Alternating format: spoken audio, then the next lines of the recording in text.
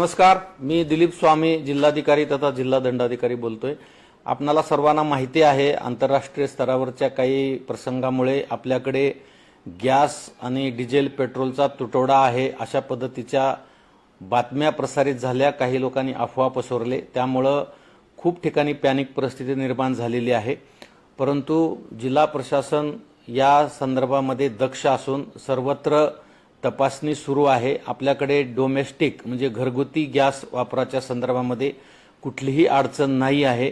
त्यामुळे घरगुती गॅस ग्राहकांनी पॅनिक होण्याची कुठलीही आवश्यकता नाही आहे। आपल्याला रजिस्ट्रेशन नंतर जो काही कालावधी दिला जाणार आहे त्या कालावधीमध्ये आपल्याला गॅस सिलेंडर मिळणार आहे।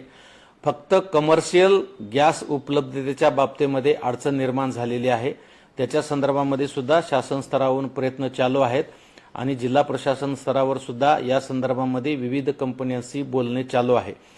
परंतु घरगुती गॅसच्या संदर्भामध्ये ग्राहकांनी पॅनिक होण्याची आवश्यकता नाही।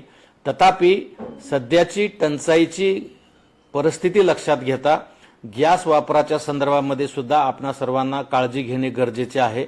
जास्तीचे पदार्थ तयार करणे किंवा गॅस वाया घालवणे किंवा बऱ्याच ठिकाणी गॅस चालू असतो आणि त्यावर काही शिजवलं जात नाही, अशा पद्धतीने मोठ्या प्रमाणामध्ये गॅस बऱ्याच ठिकाणी वाया जातो। तर या सर्व बाबी आपण लक्षात घेऊन माझी सर्वांना विनंती असणार आहे की आपण पाणी टंचाईच्या काळामध्ये ज्या पद्धतीने पाणी जपून वापरतो त्याच पद्धतीने आता गॅस सुद्धा आपल्याला जपून वापरावा लागणार आहे। जोपर्यंत ही परिस्थिती निवळत नाही तोपर्यंत प्रत्येक ग्राहकाने आवश्यकतेप्रमाणेच अत्यंत काटेकोरपणे गॅसचा वापर केला तर आपल्याला गॅस पुरेसा उपलब्ध होऊ शकतो। त्यामुळे आपण गॅस वाया जाणार नाही याची पण काळजी घ्या। संपूर्ण गॅस एजन्सीच्या तपासण्या आमच्या पुरवठा विभागाच्या टीम मार्फत तयार केलेल्या तपासण्या होत आहेत।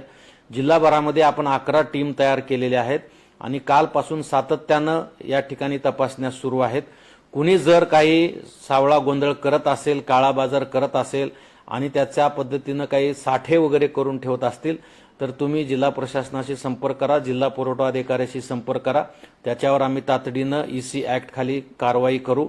परंतु या परिस्थितीमध्ये सर्वांनी थोडं संयम बाळगणे आणि प्रशासनाला सहकार्य करणे आवश्यक आहे, ते आपण कराल असा मी विश्वास बाळगतो। धन्यवाद।